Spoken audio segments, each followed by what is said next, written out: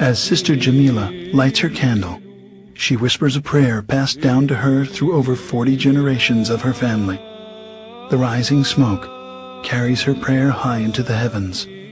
She is a member of the original Christian church, started almost 2,000 years ago. But what happened to this original church, and where do we find it?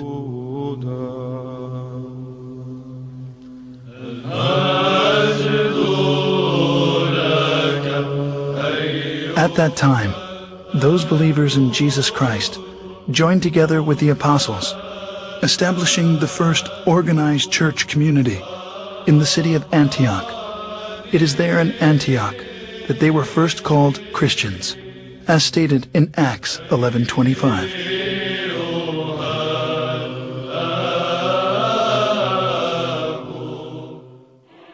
Scholars estimate there are over 2,600 groups today who lay claim to being the church, or at least the direct descendant of the church described in the New Testament.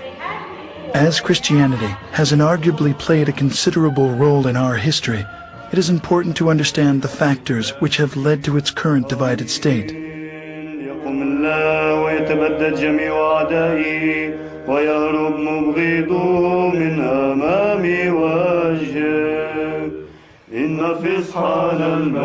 With the birth of the Church of Jesus Christ at Pentecost, the apostles made many missionary journeys. Over time, 5 patriarchates were established in Antioch, Jerusalem, Rome, Alexandria, and Constantinople. The apostle Peter was the first bishop of Antioch. 12 years later, he became the first bishop of Rome, leaving the apostle Paul as the head of the Antiochian church, while James, the brother of Jesus, was the first bishop of Jerusalem. Even though they were in full communion with one another, disputes arose over the adherence to the Old Testament law. James gave the solution to settle all doctrinal and moral issues through ecumenical councils, and the church flourished for 1,054 years. The first council was known as the Council of Jerusalem, as documented in Acts 15.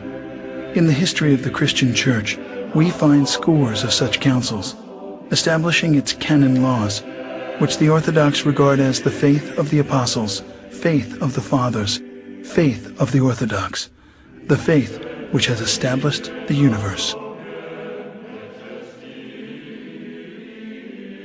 Heresies, disputes, numerous wars, and much persecution constantly challenged the early fathers of Orthodox Christians.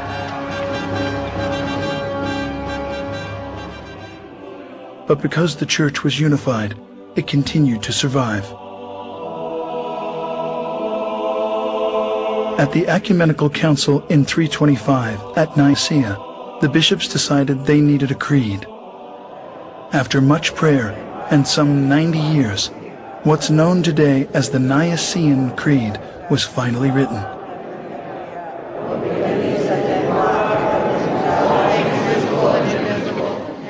One Lord Jesus Christ, the Son of God, the only God, begotten of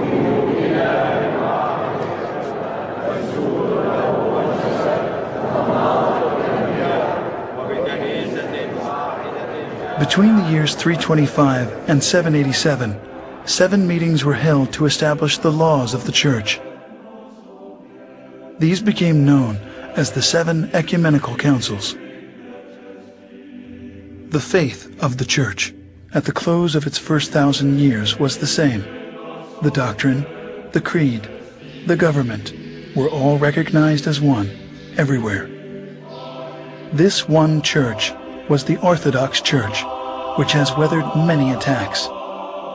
This cohesion, however, was soon to end. As the first millennium was drawing to a close, tensions began to mount between the Western Church, Rome, and the 4 Eastern churches. the bishops of Rome began to claim authority over the other 4 churches, on the claim that the Roman Patriarch was the only true successor of Peter. 2 giant issues emerged. First, Rome's declaration of the Pope's supremacy, and second, that the wording of the 700-year-old creed be changed. As disunity led to conflict, a cardinal was sent by the Roman bishop to slap a document on the altar of the church in Constantinople during a Sunday worship, excommunicating the Patriarch of Constantinople from the church. The final consequences of these tragic events was a massive split. The Great Schism occurred in the year 1054. Pursuing his claim of universal headship of the Church, the Patriarch of Rome broke from the other 4 churches, creating the Roman Catholic Church, independent of the other.